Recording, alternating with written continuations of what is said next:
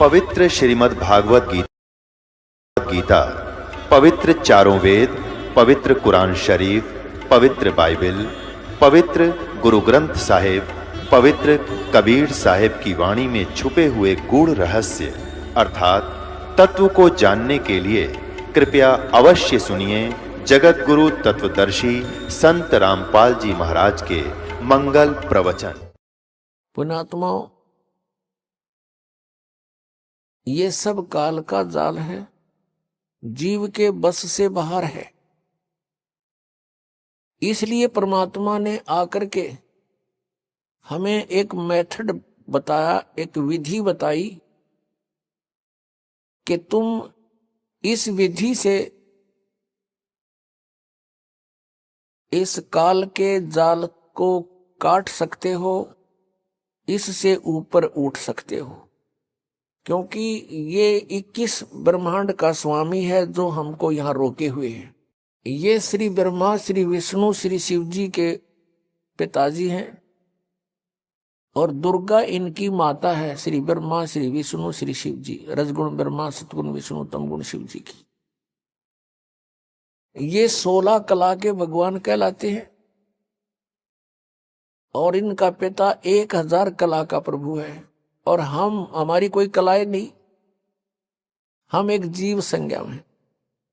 तो श्री ब्रह्मा, श्री विष्णु, श्री शिव जी को भी वो ऐसे ही चक्कर में डाले हुए हैं, उनको भी रोका हुआ है। तो हम आम जीव की अब क्या बुनियाद है? 1000 कला का मालिक ये काल है। तो हमने उस असंख्य कला के मालिक की शरण ग्रहण करनी पड़ेगी। उस असंख्य कला के स्वामी के आड़ में, ओट में, उसके सहारे से हम इसके काल के लोक को पार कर सकते हैं।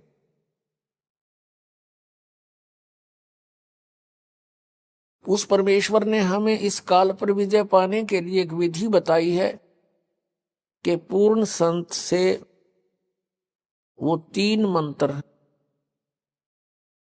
यानी एक ओम तत्सत और प्रथम जो आपको दिए जाते हैं वो 7 मंत्र, इन सभी का सहयोग हमने लेना होगा इस काल के जाल से निकलने के लिए। इनके अतिरिक्त हम कोई भी साधना करते हैं, किसी भी मंत्र का जाप करते हैं, वो यूजलेस है। श्रीमद् भगवत गीता अध्याय नंबर 16 के श्लोक नंबर 23 में कहा कि अर्जुन, शास्त्र विधि को त्याग कर जो मनमाना आचरण करते हैं, यानी मनमानी पूजाएं करते हैं, उनको न तो सुख होता है, न उनकी कोई गति होती है और न ही कोई सिद्धि को प्राप्त होते, अर्थात व्यर्थ। फिर श्लोक 24 में तुरंत कहा कि इससे तेरे लिए अर्जुन शास्त्र ही प्रमाण है। कर्तव्य और अकर्तव्य की व्यवस्था में शास्त्र ही प्रमाण है, अर्थात जो सदग्रंथों में लिखा है उसी तरह कीजिए, किसी के लोक वेद पर आधारित मत होइए। श्रीमद् भगवत गीता अध्याय नंबर 2 के और श्लोक नंबर 53 में कहा कि अर्जुन, कि जिस समय तेरी बुद्धि नाना प्रकार के भ्रमित करने वाले वचनों से हटकर एक परमेश्वर के तत्व ज्ञान पर आधारित हो जाएगी, तब तो तू योग को प्राप्त होगा, अर्थात तब तेरी भक्ति प्रारंभ होगी। अन्यथा तुझे कोई भ्रमित कर देगा, रास्ते से डगमग कर देगा, तो तू सफल नहीं हो सकता। श्रीमद् भगवत गीता में 3 परमात्माओं की महिमा है, सर्वपुरुष, अक्षर पुरुष और परम अक्षर पुरुष, और तीनों गुणों की पूजा का निषेध बताया है। 7वें अध्याय के 12 से लेकर 15 श्लोक में श्रीमद् भगवत गीता में कहा कि तीनों गुण, रजगुण ब्रह्मा, सतगुण विष्णु, तमगुण शिव जी की पूजा अर्थात ये त्रिगुणमयी माया के ऊपर जिनकी बुद्धि सेट हो चुकी है, इनसे अतिरिक्त किसी की पूजा नहीं, साधना नहीं करते, उनके विषय में कहा 15वें श्लोक में 7वें अध्याय के में कि वो त्रिगुणमयी माया के द्वारा जिनका ज्ञान हरा जा चुका है, यानी ब्रह्मा विष्णु महेश से मिलने वाली अस्थायी सुविधाओं के ऊपर जो आधारित हो चुके हैं, वो अन्य किसी की पूजा नहीं करते। राक्षस स्वभाव को धारण किए हुए मनुष्यों में नीच दूषित कर्म करने वाले मूर्ख, गीता ज्ञानदाता ब्रह्म कहता है वो मेरी पूजा भी नहीं करते। 3 पुरुष, क्षर पुरुष, अक्षर पुरुष और परम अक्षर पुरुष, इन तीनों की साधना करने से हम पूर्ण मोक्ष प्राप्त होंगे, जन्म मृत्यु के रोग से छूट सकेंगे। उसके लिए साधन क्या है, कौन सा तरीका है? श्रीमद् भगवत गीता अध्याय नंबर 8 के श्लोक नंबर 13 में गीता ज्ञानदाता कहता है, ओम इति एकाक्षरम ब्रह्म व्यवहारन माम अनुसमरन ये प्रयाति तजम देहम स याति परमाम गतिम। मुझ ब्रह्म का केवल एक ओम मंत्र है, नथिंग एल्स, एक ओम अक्षर है मुझ ब्रह्म का, उच्चारण करके सिमरण करता हुआ यह प्रयाति तजम देहम, जो शरीर छोड़कर जाता है, अर्थात अंतिम श्वास तक ओम का जो जाप करता हुआ जाता है, स याति परमाम गतिम, वह परम गति को प्राप्त होता है। कौन सी परम गति को? जो ओम से होने वाली है। ओम के जाप से, ये ब्रह्म का जाप है, सरपुरुष का जाप है, इससे क्या प्राप्ति होगी, क्या उपलब्धि होगी?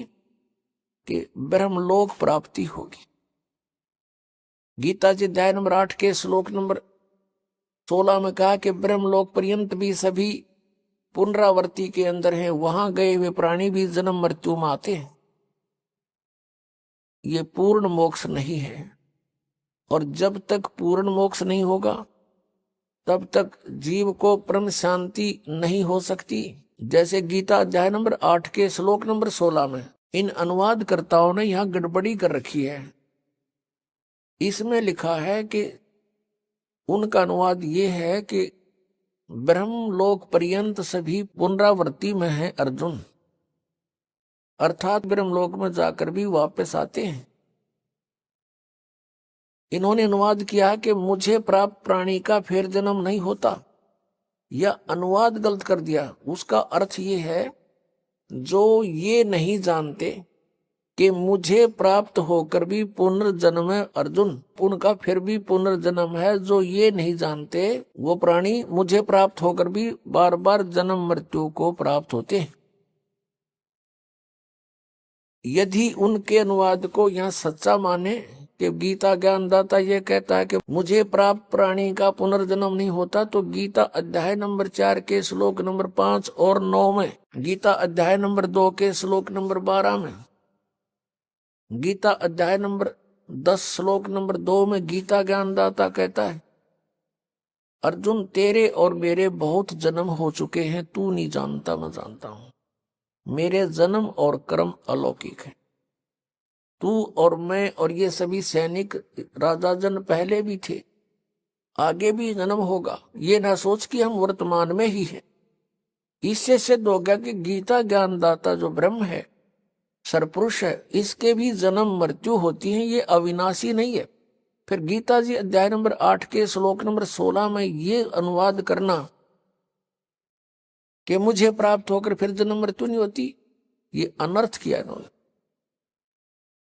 अपने आत्माओं, गीता अध्याय नंबर 8 के श्लोक नंबर 1 में अर्जुन ने पूछा कि प्रभु आपने जो गीता अध्याय नंबर 7 के और श्लोक नंबर 29 में जिस तत्परम के बारे में कहा है कि जो व्यक्ति यहाँ जरा और मरण से छूटने का ही प्रयत्न करता है, वो तत्परम से, पूरे अध्यात्म ज्ञान से और सभी कर्मों से परिचित हो चुका है। वो फिर यहां से जरा यानी बुढ़ापा, मरण माने मृत्यु, क्योंकि सबसे बड़ा कहर इस प्राणी पर वृद्ध अवस्था होता है। और उसके बाद फिर मृत्यु, इससे भी बूढ़ा।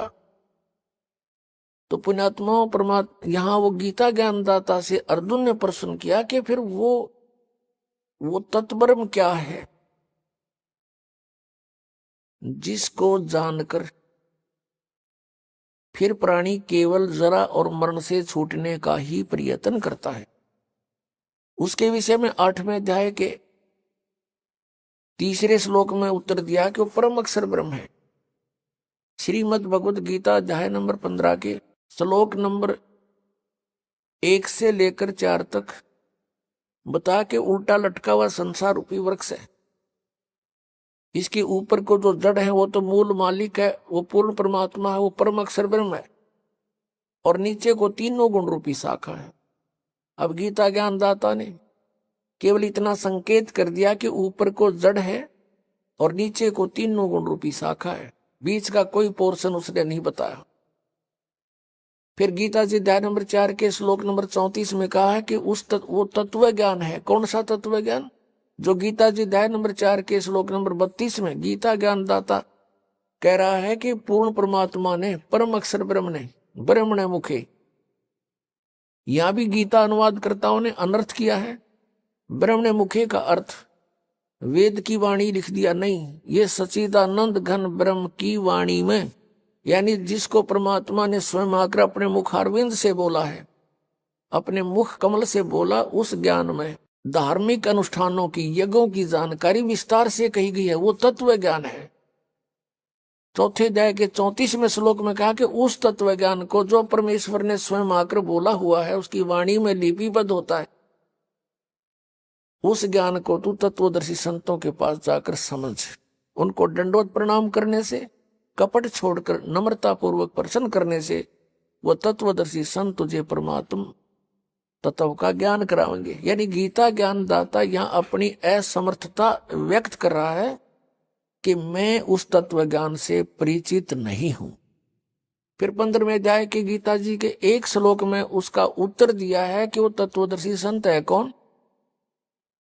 ऊपर को जड़ वाला, ऊर्ध्व मूलम अधः शाखम, ऊपर को जड़ और नीचे को तीनों गुण रूपी शाखा वाला। ये उल्टा लटका हुआ संसार रूपी वृक्ष समझो, जिसकी जड़ तो ऊपर ने है और नीचे को तीनों गुण रूपी शाखा है।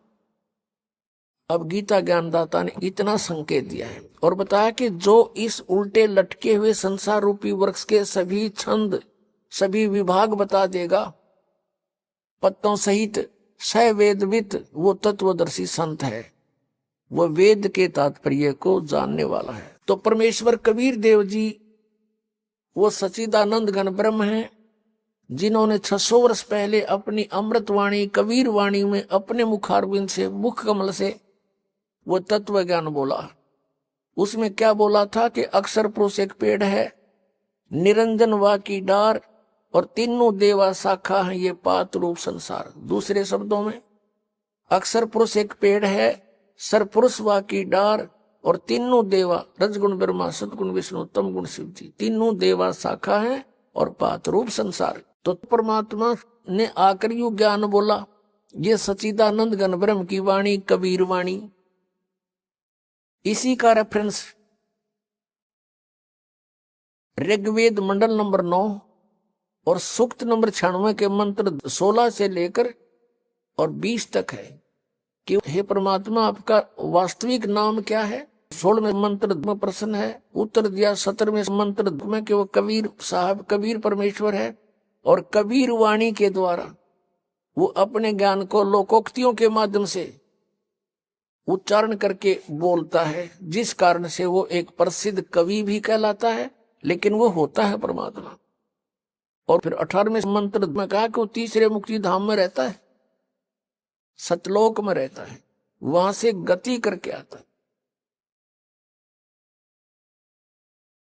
गीता जी अध्याय नंबर 15 के श्लोक नंबर 4 में कहा है कि जब तत्वदर्शी संत आपको मिल जावे, उसके पश्चात परमेश्वर के उस परम पद की खोज करनी चाहिए, जहां जाने के बाद साधक फिर कभी लौटकर संसार में नहीं आता। और जिस परमेश्वर ने सारे ब्रह्मांडों की यानी संसार रूपी वृक्ष की रचना की है, और मैं भी उसी की शरण में हूं, केवल उसी की भक्ति करनी चाहिए। अनन्य मंत्र। श्रीमद् भगवत गीता अध्याय नंबर 18 के श्लोक नंबर 62 में कहा कि अर्जुन, तू सर्व भाव से उस परमेश्वर की शरण में जा, उसकी कृपा से तू परम शांति को और सनातन परम धाम को प्राप्त होगा, शाश्वतम स्थानम। अब इससे सिद्ध हो गया कि गीता ज्ञान दाता श्री कृष्ण जी में प्रवेश करके ब्रह्म बोल रहा है, और ये भी नाशवान। इसका मंत्र जो ओम नाम है, इस केवल इसकी साधना करने से जो प्राप्ति होगी वो भी यूजलेस, क्योंकि ये सरपुरुष है, नाशवान है। अध्याय नंबर 15 के श्लोक नंबर 16 और 17 में 3 प्रभु बताए, सरपुरुष, अक्षर पुरुष और परम अक्षर पुरुष। परम अक्षर ब्रह्म जो 8वें अध्याय के मंत्र 1 का उत्तर 8वें अध्याय के 3रे श्लोक में दिया गीता ज्ञानदाता ने कि वो परम अक्षर ब्रह्म है।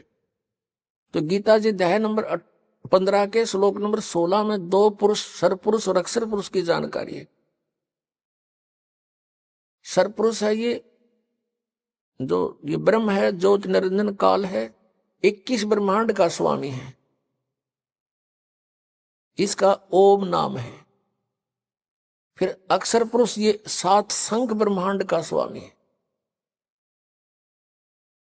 और इसका गीता जी अध्याय नंबर 17 के श्लोक नंबर 23 में जो ओम तत् सत 3 मंत्र कहे हैं, उसमें से इसका ये तत् मंत्र है, ये सांकेतिक है। ओम और तत् मिलके यह 2 अक्षर का सतनाम बनता है। और तीसरा जो सत्य है वो सारनाम की तरफ संकेत है। ये तत् भी कोड वर्ड है और सत भी कोड वर्ड है, क्योंकि गीता ज्ञानदाता ने ऑप्शन छोड़ दिया है कि मैं नहीं जानता उस परमात्मा के पाने की विधि, तत्वदर्शी संत बताओगा। अब जो प्रसंग चल रहा है कि शास्त्र विधि को त्याग है, जो मनमाना आचरण करते हैं उनको कोई लाभ नहीं होता। गीता जी अध्याय नंबर 16 के श्लोक नंबर 23 में और 24 में स्पष्ट कर दिया कि इससे तेरे लिए कर्तव्य और अकर्तव्य की व्यवस्था में सदग्रंथ ही प्रमाण है, किसी के लोक वेद पर विश्वास मत करना। तो यहां जो गीता जी अध्याय नंबर 15 के श्लोक नंबर 16 में कहा है कि सरपुरुष और अक्षर पुरुष ये 2 प्रभु हैं, 2 पुरुष हैं, और इनके तथा इनके अंतर्गत जितने प्राणी इनके ये सब नाशवान है। जीवात्मा किसी की नहीं मरती, हो तो कुत्ते गधे की भी नहीं मरती। 15वें अध्याय के 17वें श्लोक में तुरंत कहा कि उत्तम पुरुष है तू अन्य, परमात्मा इति उदाहरत है। ये लोग तरम आविश्य विवर्ती अवैश्वर। 8वें अध्याय के प्रथम मंत्र का उत्तर जो तीसरे में दिया है 8वें अध्याय के में, वो परम अक्षर ब्रह्म है, वो गीता ज्ञानदाता से अन्य है और सुप्रीम पावर है। यहां गीता अध्याय नंबर 15 के श्लोक नंबर 17 में उसी की तरफ संकेत है कि उत्तम पुरुष है तू अन्य, परमात्मा इति उदाहरते, और उसको भगवान कहते हैं। और वही तीनों लोकों में सबका प्रवेश करके सबका धारण पोषण करता, वो है वास्तव में अविनाशी परमात्मा। तो यहां जैसे संसार रूपी वृक्ष के जड़ से, मूल से पूरे पेड़ को आहार प्राप्त होता है, तो सबका धारण पोषण करने वाला कौन हुआ? जड़ हुआ, मूल हुआ। और वो मूल कौन है? वो परम अक्षर ब्रह्म है, वो परम देव पुरुष है। तो वो सबका तीनों लोकों में प्रवेश करके सबका धारण पोषण करता है वो परमात्मा। कौन? परम अक्षर ब्रह्म। अब हमने ये साधना देखनी है कि किस साधना से हम जन्म और मृत्यु के रोग से मुक्त होंगे और सदग्रंथों में प्रमाण हो वही सफल होगा। अब गीता जी अध्याय नंबर 15 के श्लोक नंबर 18 में फिर इसने थोड़ी सी टांग अड़ाई है गीता ज्ञानदाता ने, लेकिन उसने बोला तो ठीक है, समझने वाले उसको गलत समझ जाते हैं। 15वें अध्याय के 18वें श्लोक में कहा कि मैं लोक वेद के आधार से पुरुषोत्तम प्रसिद्ध हूं, क्योंकि मेरे अंतर्गत जितने प्राणी हैं मैं उनसे उत्तम हूं। उत्तम माने श्रेष्ठ हूं, तगड़ा हूं, उनसे मैं शक्तिशाली हूं, इसलिए मैं लोक वेद के आधार से पुरुषोत्तम प्रसिद्ध हो रहा हूं। आई एम नोट पुरुषोत्तम। पुरुषोत्तम तो 15वें अध्याय के 17वें श्लोक में इसने खुद बता दिया कि वो है पुरुषोत्तम। लोक वेद क्या होता है? जैसे हमने सुन रखा था, श्री ब्रह्मा जी, श्री विष्णु जी, श्री शिव जी अजरो अमर हैं, इनके कोई माता पिता नहीं है। सर्वेश्वर महेश्वर मृत्युंजय कौलज्य, पता नहीं क्या क्या कह रखा था। अब इनकी जीवनी और सदग्रंथों को देखा, इस दास पे दया करी परमेश्वर कबीर जी ने, मेरे पूज्य गुरुदेव जी ने, पूज्य परमेश्वर कबीर देव जी ने, तो उसमें पाया कि तो नासवान इनकी जन्म मृत्यु होती है। यो लोक वेद था। अभी दिखाते हैं। हमारे पवित्र सदग्रंथ वही हैं जिनको हम आदरणीय और मान्य मानते हैं,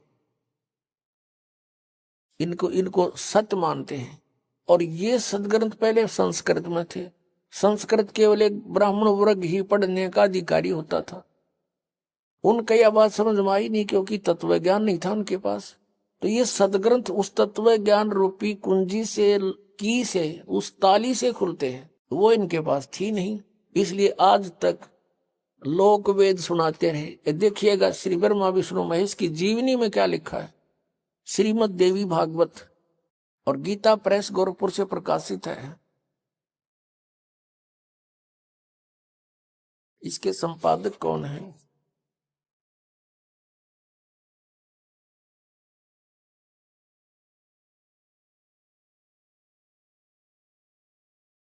हनुमान प्रसाद पोदार चिमन लाल गोस्वामी। ये कहां से छपी है फिर देख लिए क्लियर। प्रकाशक एवं मुद्रक हैं गीता प्रेस गोरखपुर, गोविंद भवन कार्यालय कोलकाता का संस्थान। ये इनके फैक्स और फोन नंबर है। इसके 123 नंबर पर ही सब कंसेप्ट क्लियर हो जाता है।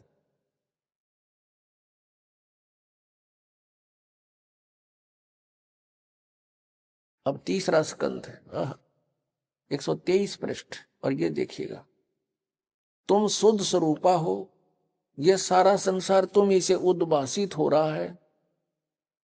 मैं ब्रह्मा और शंकर हम सभी तुम्हारी कृपा से विद्यमान हैं। श्री विष्णु जी कह रहे हैं अपनी माता दुर्गा के विषय, और अपनी सतीथि बताते, हमारा आविर्भाव और तिरोभाव हुआ करता है। हमारा आविर्भाव माने जन्म, तिरोभाव माने मृत्यु होता है। हम अविनाशी नहीं है, हमारा जन्म मृत्यु होता है। केवल तुम ही नित्य हो, जगत जननी हो, प्रकृति और सनातनी देवी हो। अब इससे ये विषय हो गया कि दुर्गा को प्रकृति भी कहते हैं। भगवान शंकर बोले, देवी यदि महाभाग विष्णु तुम्ही से प्रकट हुए हैं, तो उनके बाद उत्पन्न होने वाले ब्रह्मा भी तुम्हारे ही बालक हुए।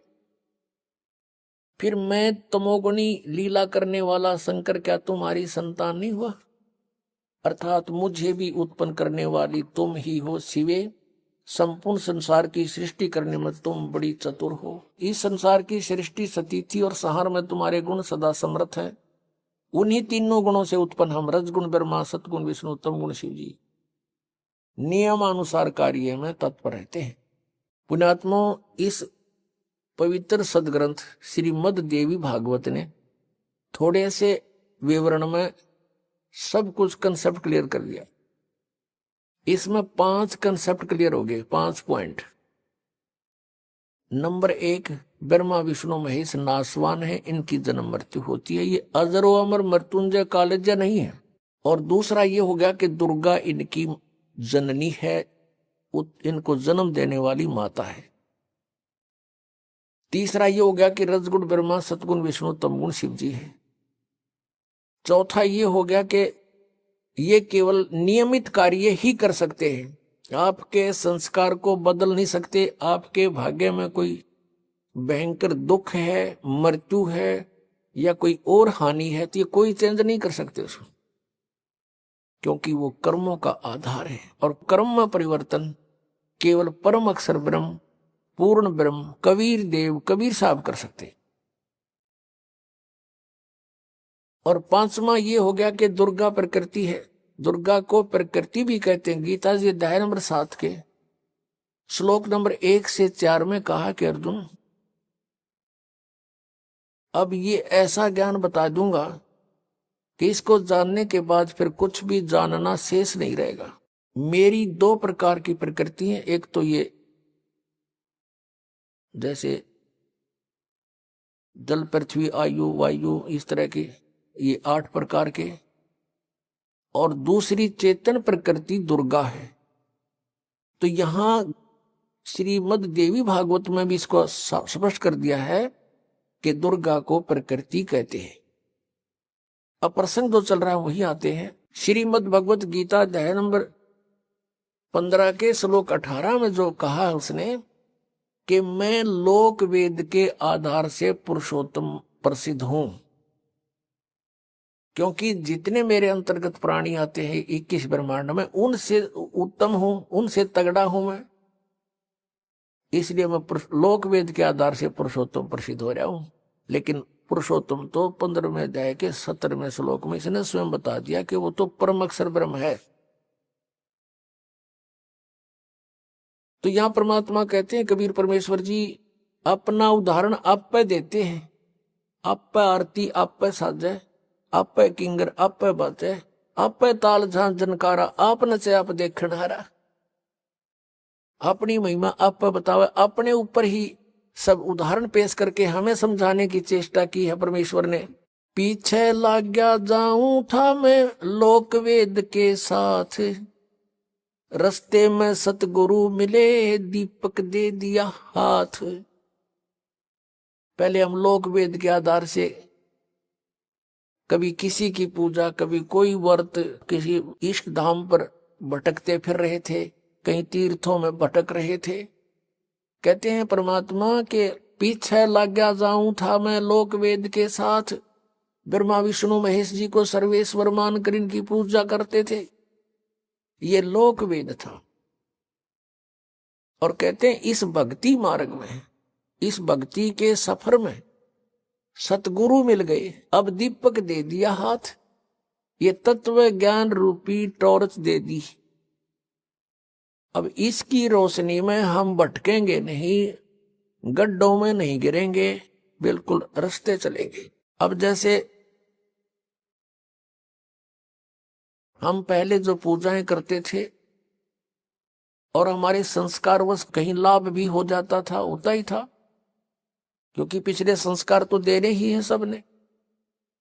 तो हम ये सोचा करते थे कि हम भगवान विष्णु की पूजा करते हैं और भगवान शंकर की पूजा करते हैं, बाबा श्याम जी की पूजा करते हैं, हनुमान जी की पूजा करते हैं, जिस कारण से हमें ये सुख हो रही है। अब पता चला कि ये कुछ भी नहीं कर सकते, ये अपने भी प्रारब्ध को, अपने भी पाप कर्मों का नाश नहीं कर सके, वो भोगना ही पड़ा। जैसे भगवान श्री कृष्ण जी विष्णु जी के अवतार थे, भगवान श्री रामचंद्र जी विष्णु की आत्मा थी, और श्री कृष्ण जी भी। नारद जी ने श्राप दे दिया था विष्णु जी को, क्योंकि वो विवाह कराना चाहता था और उसने भगवान विष्णु जी से हरि रूप मांगा था। विष्णु जी ने उसका बंदर का मुंह लगा दिया था, जिससे वो अक्षुब्ध हो गया और विष्णु जी को श्राप दे दिया था कि एक जीवन तू अपनी पत्नी के वियोग में बितावेगा। और ऐसा ही हुआ। श्री विष्णु जी श्री रामचंद्र रूप में राजा दशरथ के घर जन्म हुआ। युवा होते ही विवाह हुआ, विवाह होते ही वनवास हुआ, वनवास में सीता का अपहरण हुआ और 12 वर्ष तक वो सीता रावण के बाग में रही। घोर युद्ध हुआ, करोड़ों व्यक्ति मारे गए, सीता वहां से सकुशल ले आई। फिर कुछ ही वर्षों के बाद किसी धोबी के व्यंग से, टोंट कसने से सीता जी को घर से निकाल दिया। आजीवन उनका मेल नहीं हुआ, नारद के श्राप थे और इस भगवान की बिरान बैठी। तो परमात्मा कहते हैं कबीर जी तुम कौन राम का जपते जापम, अर्थात कटे न ये तीनों तापम। और फिर श्री राम रूप में बाली मारा था सुग्रीव का भाई श्री रामचंद्र जी ने धोखा देकर, उसका भी प्रतिफल भोगना पड़ा श्री कृष्ण रूप में अवतरित होकर।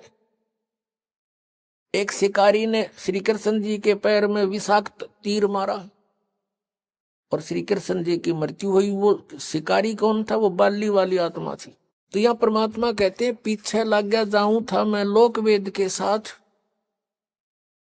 रस्ते में सतगुरु मिल गए दीपक दे दिया हाथ।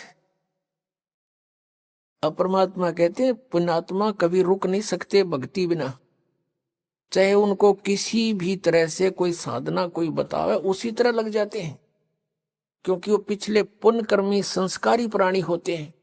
और सत साधना ना मिलने से वो अपना जीवन नष्ट कर जाते हैं और पूर्व की पुण्यों से उनको उस जीवन में और शास्त्र विरुद्ध साधना करते करते भी बहुत से सांसारिक सुख हो जाते हैं जो उनके प्रारब्ध में होते हैं। और वो सोचते हैं कि हम ये जो पूजाएं कर रहे हैं इससे हमें लाभ हो रहा है, तो जिस कारण से वो अपना जीवन नष्ट कर जाते हैं। अंत में उन पर बहुत भारी आपदाएं आनी शुरू हो जाती है, क्योंकि पूर्व जन्म के पुण्य थे वो तो समाप्त हुए, आगे चारित्र ठीक नहीं था, यानी साधना शास्त्र अनुकूल नहीं थी, शास्त्र विरुद्ध थी, उससे कोई लाभ होना ही नहीं था। अब क्या बताते हैं परमात्मा कि जो पुण्य आत्मा होती हैं वो अवश्य जाती है जहां भी कोई समागम होता है, कोई जैसे मेले होते हैं समागम होते हैं किसी तीर्थ पर या कहीं और मंदिर स्थान पर किसी की यादगार पर, तो ये प्राणी अवश्य जाते हैं, बस की बात नहीं, इनको भगवान की पिछली कसक है, क्योंकि वो पीछे कसक भी स्वयं लगा कर जाते हैं। वो परमात्मा 600 वर्ष पहले आए थे, 64 लाख शेष बनाए, उनमें ज्ञान से प्रेरणा दी, साथ में भक्ति से चार्ज कर गए, वो 5 नाम देकर गए थे। ये निरंकार ओंकार ये नहीं है वो मंत्र 5, वो अलग नाम है। जो गुरु ग्रंथ साहिब में जिन 5 नामों का जिक्र है उन 5 प्रधानों का है। वो मूल कमल में गणेश वासा जैसे आपको देते हैं उसका मंत्र आपको दिया जाता है, स्वाद चक्र में सावित्री ब्रह्मा का मंत्र, नाभि कमल में विष्णु जी और लक्ष्मी का मंत्र आपको अलग से दिया जाता है, हृदय कमल में शिव और पार्वती का, कंठ कमल में दुर्गा का। लेकिन अब 7 मंत्र देने हैं, वो परमात्मा का आदेश है, पहले 5 देने थे ओनली। तो उस मंत्र से आप चार्ज हो गए, आपको भौतिक सुख आपके संग्रहित हो गए और उससे मनुष्य जीवन भी प्राप्त होता रहता, लेकिन मोक्ष नहीं होता इन 5 नामों से। फिर इसके साथ ये सतनाम और आदि नाम से मोक्ष होता है। अब पुण्यात्मा तो जो परमात्मा के साथ पहले रही थी आत्माएं आप जी, वही आज भटक रहे हो। कोई राधा स्वामी में फंस गया, कोई निरंकारियां के जा उड़ जा, क्योंकि परमात्मा की तरफ रुक नहीं सकता प्राणी। और कोई इन हंसा देश वाला के, यानी कोई सतपाल जी महाराज कर, कोई बाल योगेश्वर जो अमेरिका में रहता है, प्रेम सिंह रावत नाम है इसका। और इनका भी थोड़ी सी हिस्ट्री दिखाऊंगा समय रहा तो। ये अनसा देश के पंथ प्रवर्तक श्री, जो इनके पिताजी थे, हंसराज नाम था उनका, उनके 40 साल की साधना के उपरांत उनमें खुद भूत बढ़ गए और उनकी चौराहे पे पूजा करके पीछा छुटवाया उनका। बताओ ये पार होंगे। अब प्रसंग चल रहा है कि जो पुण्यात्मा भक्ति करते हुए पीछे जन्म जन्मांतर से आ रहे हैं वो घूमते हैं। तो क्या बताना चाहते हैं परमात्मा के, मेले ठेले जाइयो मेले बड़ा मिलापे, पत्थर पानी पूजते कोई साधु संत मिल जाते। क्या कहना चाहे कि परमात्मा की चाह में लगे रहना, अवश्य भटकते रहना कहीं ना कहीं। और कहते हैं पत्थर पानी पूजते कोई साधु संत मिल जात। अब साधु संत तो रहे को नहीं, परमात्मा स्वयं आते हैं, उनके द्वारा दिया हुआ ज्ञान एक पुस्तक में लिपिबद्ध करके और उसको प्रकाशित किया गया है। उस पुस्तक को कहीं हरिद्वार में बांटा, जहां पर कुंभ का मेला था, कहीं पर गोवर्धन की फेरी में गए हुए भक्त थे, वहां बांटा। और बांटने जाते हैं तो सब मार मार करते हैं कि ये क्या कहते हैं, ब्रह्मा विष्णु महेश के माता पिता बताते हैं, इनको मारो भगा दो। फिर भी हमारे भक्त जैसे तैसे करके कुछ ना कुछ बीज बो ही आए। और उनको पढ़कर वो पुण्यात्मा जो वहां भटक रही थी, धक्के खा रही थी परमात्मा की चाह में, अब पढ़ पढ़ कर यहां आ रहे हैं। तो उस मेले ठेले जाइयो, मेले बड़ा मिलाप, और पत्थर पानी पूजते हैं, कोई साधु संत मिल जाते। अब साधु संत तो रहे नहीं, परमात्मा ने ये तरीका अपना लिया, अपनी चिट्ठी भेज दी। ये पुस्तक तत्वदर्शी संत का काम करती है। तो उसको पढ़कर आप यहां आ रहे हो। तो क्या बताते हैं, परमात्मा के पीछे लग गया जाऊं था मैं लोक वेद के साथ, रस्ते में सतगुरु मिल गए इस सफर में, भगवान भक्ति वाले सफर में। क्योंकि आप जी कोई जय गुरुदेव जी के यहाँ गए हुए थे, कोई राधा स्वामी के, कोई वैसे परंपरागत साधनाएं कर रहे थे। तो इस भक्ति के मार्ग में ये तत्वदर्शी संत मिल गया आपको। अब तत्व ज्ञान रूपी टॉर्च दे दी, अब आप भटक नहीं सकते, आजीवन इस मार्ग पर लगे रहोगे और मोक्ष कराओगे। अब प्रसंग चल रहा है कि हम परमात्मा के पाने के लिए कौन सी साधना है, परमात्मा कौन है, कहाँ रहता है, वहां उसकी स्थिति क्या है सतलोक में। ये नकली पंथ, राधा स्वामी, धन धन सतगुरु, जय गुरुदेव, दनोद वाले जो ताराचंद वाला, और ये ठाकुर जी वाला, और कृपाल जी, जयमल सिंह वाला, आगरा वाला, ये सारे नकली पंथ है। पुण्यात्मा मोक्ष मंत्र से होगा, जो सत मंत्र से होगा। किसी मंत्र के जाप करने से मोक्ष नहीं हो सकता, फिर तो सदग्रंथ झूठे हो जाएंगे। फिर तो कोई कुछ मंत्र जाप कर लो और सतलोक जाऊंगा, नो कहे जाओ, आप पे पार हो जाएंगे। फिर तो कोई मंत्र जाप कर लीजिए। फिर ये कहते हैं राधा स्वामी वाले और दूसरे के गुरु होना चाहिए, वक्त गुरु, और जिसने ये पंथ का प्रारंभ किया उसका कोई गुरु नहीं। इनकी सारी कहानी आपको दिखा दूं, इनको एक दूसरे ने आदेश नहीं दे रखा नाम देने का। ये स्वयं भी गुरु बनकर दुनिया को भ्रमित करके काल के जाल में ठोक रहे हैं। अब ये 5 नाम देते हैं, निरंकार, ओंकार, ज्योति निरंजन, और कबीर परमेश्वर की वाणी से लिए इन्होंने सोहम और सतनाम निकाल लिया। इसके बारे में परमात्मा ने कहा कि संतो शब्द शब्द बखाना, और शब्द फांस फंसा सब कोई शब्द नहीं पहचाने। ये 5 शब्द है ना, ये काल ने अपने मुख से बोले थे जीव को भ्रमित करने के लिए, और उनका ये रट लगा रहे हैं। ये तो जापा नहीं करने हमने। निरंकार, ओंकार और ज्योति निरंजन सीधे काल के जाप। और सोहम शब्द के देने का अधिकारी इस पृथ्वी पर इस दास के अतिरिक्त कोई नहीं। या परमात्मा थे, या वो महापुरुष थे जिनको भगवान मिले थे। आदरणीय मलुकदास साहिब जी, आदरणीय धर्मदास साहिब जी, आदरणीय नानक साहिब जी, आदरणीय मलुकदास साहिब जी, आदरणीय गरीबदास साहिब जी, गांव छुडानी, जिला झज्जर, हरियाणा वाले, आदरणीय दादू साहिब जी, आदरणीय गीसा साहिब जी, गांव खेकड़ा और जिला मेरठ, उत्तर प्रदेश वाले। इनको परमात्मा ने ये मंत्र दिए थे, ये अधिकारी भी बताए थे, लेकिन सारनाम देने का किसी को आदेश नहीं था। तो इन्होंने परमात्मा का बहुत आज्ञा का पालन किया, और 5 नाम से अतिरिक्त कोई मंत्र भी इनको नहीं दिया, लेकिन उनसे ये मंत्र ओपन जरूर करवा दिया।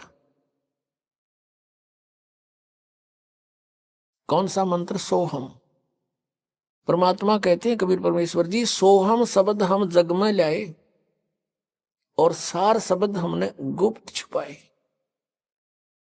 कहते नामा छिपा ओम तारी, पीछे सोहम भेद बिचारी, सार शब्द पाया जद लोई, आवागमन बहुड़ ना होई। एक नामदेव नाम के महापुरुष थे, छिपी जाति में, रोहिला जाति में, और बहुत पुण्यकर्मी प्राणी थे। पिछले संस्कार इतने प्रबल थे, ओम नाम का जाप जपते थे। फिर क्या हुआ कि उन्होंने उपदेश ले लिया परमात्मा से। परमात्मा कबीर जी कहीं भी आकर कुछ समय रह जाते थे और वो भेद नहीं देते थे मैं कौन हूं, कहां से आया हूं। एक साधु संत रूप में कहीं रह करके 10-20 वर्ष फिर वहां से अंतर ध्यान हो जाते थे। उसी स्थिति में वहां एक नगर में रह रहे थे जहां नामदेव जी थे। जो पुंडरपुर एक नगर था, पुंडरपुर गांव, उस पुंडरपुर में रहा करते थे परमात्मा। तो वहां नामदेव जी भी उनके शिष्य हो गए। तो और भी बहुत से थे, पर ये सुप्रसिद्ध ये 4 थे। एक रंका, उसकी पत्नी बंका और उसकी लड़की वंका, 3 नाम थे उनके। तो जैसे परमात्मा प्रथम मंत्र देते थे और वो 5 नाम देते थे, नामदेव जी उससे हटकर भी वो स्वयं एक ओम नाम को विशेष महत्व देते थे पिछले संस्कार के कारण। जैसे गीता जी अध्याय नंबर 7 के श्लोक नंबर 19 में कहा कि बहुनाम जन्मानाम अन्ते ज्ञानवान माम प्रपद्यते। बहुत बहुत जन्मों के किसी अंत के जन्म में कोई पुण्यात्मा मुझ ब्रह्म की साधना करता है, नहीं तो अन्य उपासनाओं में जीवन व्यर्थ कर देते हैं। और वासुदेव सर्वमिति सर्वात्मा सुदुर्लभ, ये बताने वाला कि वासुदेव, वासुदेव माने सर्वशक्तिमान, जिसकी सबके ऊपर प्रभुता है, उसको वासुदेव कहते हैं। श्री कृष्ण जी वासुदेव नहीं थे, वो तो एक विभागीय मंत्री थे इस 3 लोक के अंदर, पृथ्वी लोक, स्वर्ग लोक और पाताल लोक पर। वासुदेव उनके पिताजी का नाम था। और वासुदेव नाम कहां से? वेदों से ब्राह्मण पंडितों पुरोहितों ने अपने यजमान का नाम बड़ी आशा रखा कर दी, इसलिए वासुदेव नाम रख रखा था उसका। श्री कृष्ण वासुदेव नहीं थे। वासुदेव का अर्थ होता सर्वशक्तिमान, सर्वव्यापक। यानी व्यापक का मतलब नहीं भगवान सारा फैल रहा, जैसे राजा पर प्रधानमंत्री जी हैं, एक स्थान पर है लेकिन पूरे भारत में व्यापक है। ऐसे व्यापकता है उस परमात्मा की सत्ता की। तो कहने का भाव ये है कि जो ये बताने वाला साधु तो बड़ी मुश्किल से मिलेगा अर्जुन, कि वो वासुदेव ही सब कुछ है, वही पाप नाशक है, वही पूजा के योग्य है, वही सर्व सृष्टि रचनहार है, वही हमारे सब दुखों को दूर करने वाला है और किसी की पूजा नहीं करनी चाहिए। कहते ये बताने वाला साधु तो बड़ी मुश्किल से मिलता, सुदुर्लभ। अब कहने का भाव ये है कि नामदेव जी ने परमात्मा का उपदेश अवश्य ले रखा था, लेकिन फिर भी हम इसी तरह यहां फेल होते आए। वो फिर भी अपने ओम नाम को महत्व ज्यादा देते थे, फिर भी जैसे था। अब क्या होता है कि उनकी पिछले संस्कार की बहुत प्रबल परमात्मा में चाह थी, लगन थी। एक दिन क्या हुआ कि नामदेव जी छिपी जाति में थे और ब्राह्मण वर्ग जो है मंदिर के अंदर अन्य किसी को आरती के समय प्रवेश नहीं होने देते थे। उनका कुछ ऐसा विधान बना रखा था, बाहर बेशक खड़े रहो कोई। एक दिन क्या हुआ कि मंदिर में आरती हो रही थी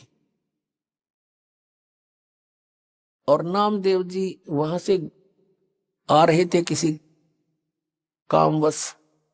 वह आरती की ऐसी धुन ताल बज रही थी, वो भी विभोर हो गए।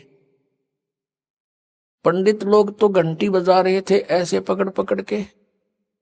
नामदेव जी ने अपने जूते निकाल लिए, अपनी जूतियां निकाली, चमड़े से बनी हुई होती थी पहले।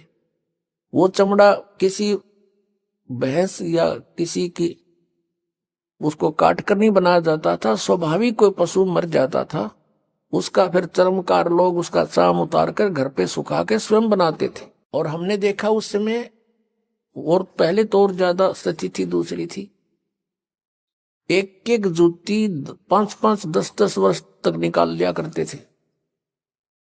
तो उसने क्या किया, जूते अपने हाथ में उठाए, इतना मस्त हो गया, जूतियों को पीटने लगा घंटी की तरह न्यू करता हुआ, और मंदिर में पहुंच गया, उन ब्राह्मणों के बीच में घुस गया। अब पंडितों ने देखा किसी ने तो बात बिगाड़ दी, भगवान ठाकर के मंदिर में जूते हाथ में शाम के लेके, और ये छोटी जाति वाला आ गया। उसकी पकड़ के बाजू एक पंडित ने, ब्राह्मण ने मंदिर के पीछे पटक दिया और वो वहां पड़े पड़े भी ऐसे बजा रहे हैं। परमात्मा ने उस मंदिर का मुंह नामदेव की तरफ कर दिया और पंडित जी पिछली साइड में घंटी बजावे खड़े खड़े। अब उन्होंने सोचा भी ये क्या चक्कर हो गया, स्तब्ध हो गए। उन्हें घंटी बजानी बंद कर दी, नामदेव ने भी बंद कर दी। उठा वो, अब उसने क्या पता था कि काम ऐसे कर दिया भगवान ने, तो उठ कर फिर आ गया, चलो आरती पूरी होगी। अगले दिन सत्संग था। 1-2 दिन के बाद कबीर परमात्मा ने सत्संग रखा हुआ था। उधर से क्या हुआ कि नामदेव अपने गुरु बहन भाइयों के घर पहुंचे, रंका और बंका के घर पे। वहां पर रंका बंका नहीं थे, उनकी बेटी थी वंका। उससे पूछा ये क्या कर रही है बहन? वो एक पट्टी तैयार करे थी, जैसे देसी जड़ी बूटियां हल्दी उल्दी बना बनू के गरम ठंडी करके। उसने पूछा क्या कर रही है? कि भाई पट्टी तैयार करूं। किसके क्या हो गया? आंटी अंकल का कुछ हो गया कि नहीं? गुरुदेव भगवान के हाथ में चोट लग गई। नामदेव ने पूछा क्या लग गया बहन? वो वंका कहने लगी भाई तुम बाज आ जा, आप मनमुखी बहुत चलते हो, भगवान को दुखी ना करा करे। तेरे के सिर में दर्द था, तू पंडिता के बीच में जा बढ़िया, आ जाता सीधा। तेरी इज्जत रखने के लिए, यानी भगवान की इज्जत रखने के लिए परमात्मा ने तेरा मंदिर घुमाया भाई।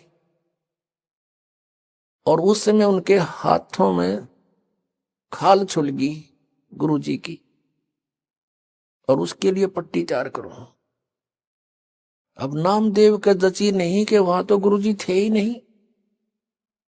अब वो गुरुजी के पास गया जहां वो अपने झोपड़ी में रहते थे। देखा सचमुच उनके पट्टी बंधी हुई थी, इंतजार कर रहे थे कि बेटी पट्टी लेकर आने वाली है। इतने में वंका पहुंच गई। वो उतारे हाथ अच्छी तरह छुले हुए, वो पट्टी करी, नामदेव चरणों में गिर गया, प्रभु माफ करो। परमात्मा ने कहा तू माफ कर मुझे, तेरे पीछे भटक रहा हूं। परमात्मा कहते हैं कबीर जी जो जन मेरी शरण है ताका हूं मैं दास, और गैल गैल ला गया फिर जब लग धरती आकाश। तो जो पुण्यात्माएं हैं परमात्मा उनके पीछे पीछे रहते हैं, उनको भक्ति में आस्था बनाए रखते हैं, कहीं ये नास्तिक ना हो जाएं। और ये काल भगवान चाहता है कि गलत साधना करके इनकी ब्रान माटी हुए और भगवान की भक्ति से आस्था हट जाइए। कदे भक्ति करें, कोई ना कोई बताने वाला हो तो सुने को नहीं। यदि परमात्मा आवे या उनका कोई दास आवे सत ज्ञान बताओ, तो ये के ना हमने देख लिया कि तय कुछ को नहीं, कहीं पर कुछ नहीं है। काल ये चाहता है और दयाल ये चाहता है कि किससे की भक्ति करें, पर इन पर आपत्ति आवत संस्कार वो समय खड़ा पाऊं और इनको आस्था बनी रहे, भगवान है कहीं ना कहीं। अब ये समय यहां तक इस भक्ति को परमात्मा ने जीवित रखना था, और अब हम सब खेल परमात्मा की दया से सारा निर्णय हो जाएगा सचमुच कौन भगवान है, कैसा है, कैसे मिलता है। तब परमात्मा ने कहा भाई इस तरह ओम नाम तो मोक्ष नहीं हो, राम नामदेव एक मंत्र और दूंगा, लेकिन इसको तू किसी को नहीं देगा। और एक मंत्र फिर और दूंगा आदि नाम, किसी को नहीं बताएगा। तब कान पकड़ लिए, जो आप कहोगे प्रभु वैसे ही करूंगा। तब नामदेव जी को परमात्मा ने सत्यनाम दिया था, जिसमें एक ओम मंत्र है, एक तत् है। नम छिपा ओम तारी, पीछे सोहम भेद बिचारी, सार शब्द पाया जद लोई, आवागमन बोहड़ ना होई। नामा छिपा यानी नामदेव छिपी, पहले ओम में लो लगा रहा था, तारी माने लो, और पीछे सोहम भेद बिचारी, परमात्मा से सुना जब पीछे सोहम भेद बिचारी, फिर समझ में आया सचमुच। और सार शब्द पाया जद लोई, फिर नामदेव का आवागमन भौड़ ना हुई। यानी ये 3 मंत्र हैं। पहला मंत्र तो वो अलग से है ही, वो तो स्टार्ट है, फर्स्ट एड है, और 2 अक्षर का सतनाम है, जिसमें एक ओम मंत्र है, एक तत् ओम सरपुरुष का और तत् अक्षर पुरुष का सांकेतिक है, और तीसरा परम अक्षर पुरुष का वो सार नाम है, जिसको आदि नाम भी कहते हैं, सार शब्द भी कहते हैं। अब इस साधना से मोक्ष होगा, किन किन का होया?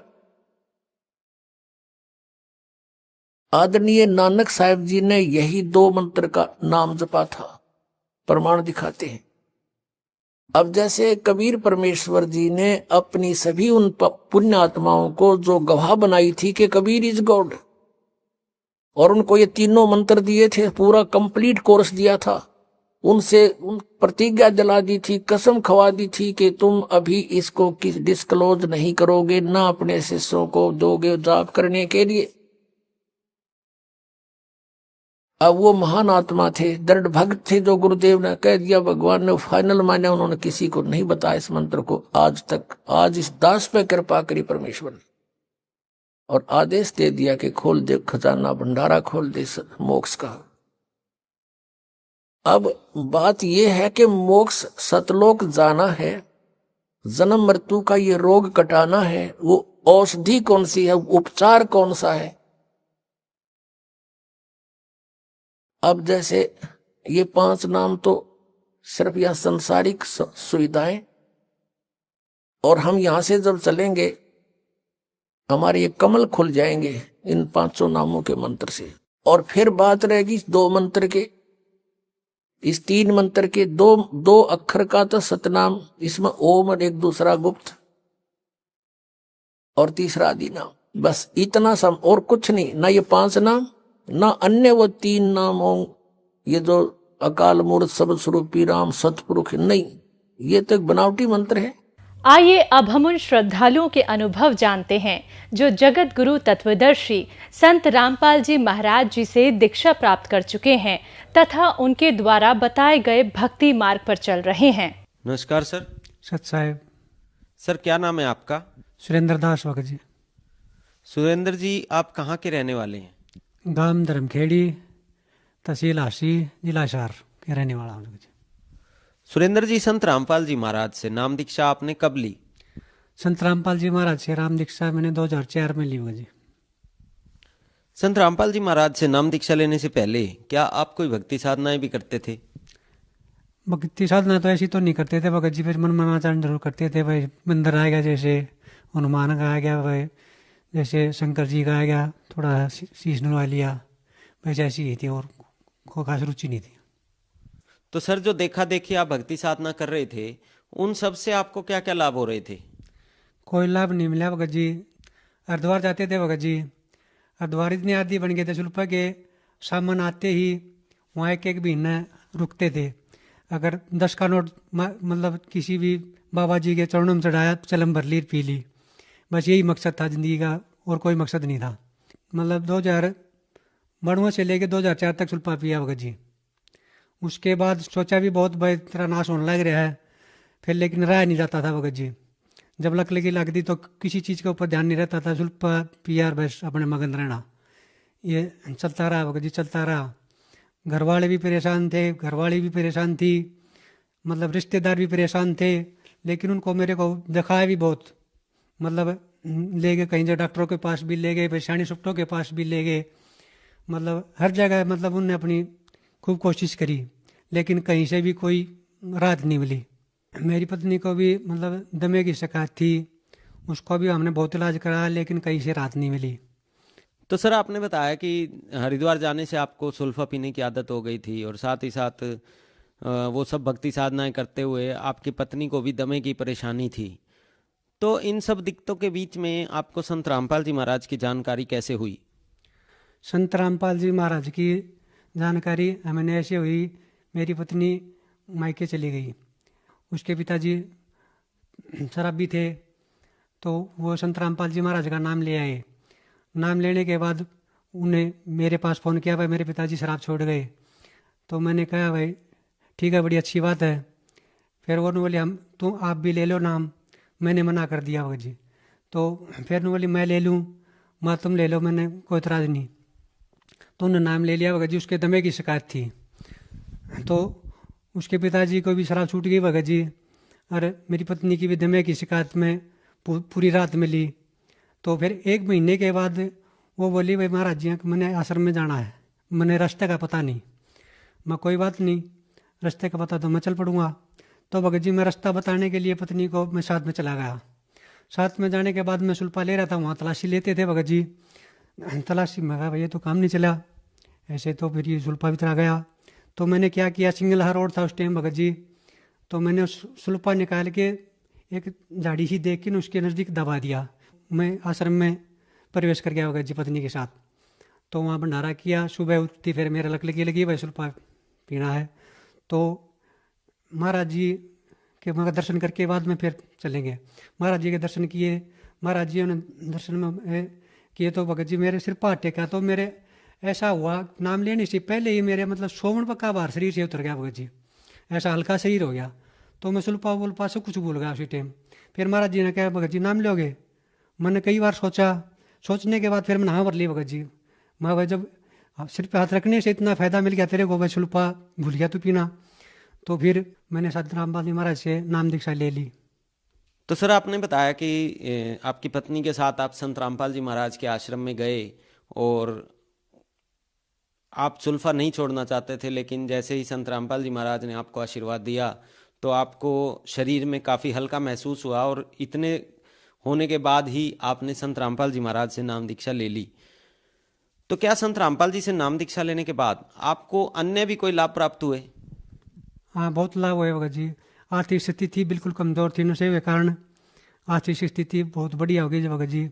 फिर मतलब जिस भी चीज़ का मतलब नु इच्छा हुई मन में, हर मतलब बंदी छोड़ सदगुरु रामपाल जी महाराज ने हमारी हर इच्छा पूरी करी। गाड़ी, ट्रैक्टर, जो भी मोटरसाइकिल, हर चीज़ हमारे पास नहीं। साइकिल भी नहीं था उस टाइम भगत जी, पैदल जाते थे खेत में, सिर पर गठड़ी उठा के लाते थे। बरचीन की हुई, ज्वार का गद्दा हुआ।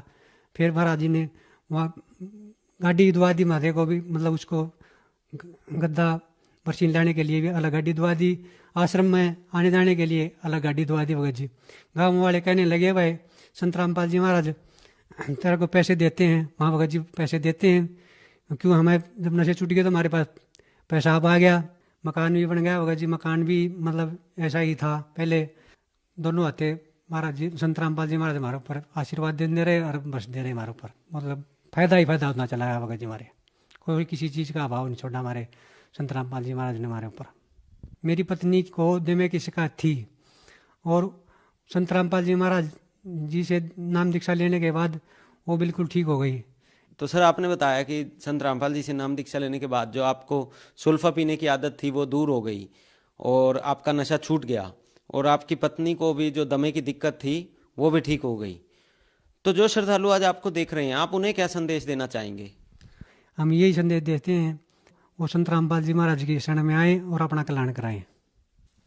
सर संत रामपाल जी महाराज से नाम दीक्षा कैसे ले सकते हैं?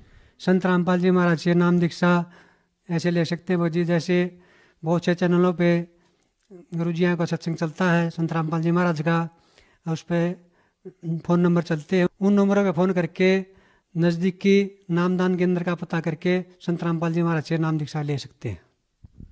धन्यवाद सर। सच्चाई है जी।